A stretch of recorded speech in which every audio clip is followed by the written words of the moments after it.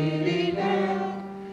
una com la verge, la verge de Meritxell, verge de Meritxell, verge de Meritxell, la la la.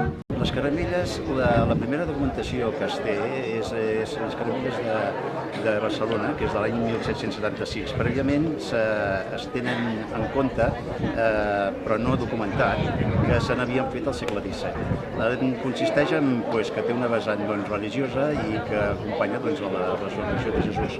Però llavors, amb el segle XIX, es van fer més populars i es van fer més profanes. Aleshores, el que es feia, ho van començar a treballar les corals de la Catalunya Nord, i a partir d'aquí es va fer les dues vessants, la vessant religiosa, la vessant profana, i llavors anaven a buscar aquesta festivitat, i amb la qual la gent els hi donava ous, sobretot perquè llavors feien dinar.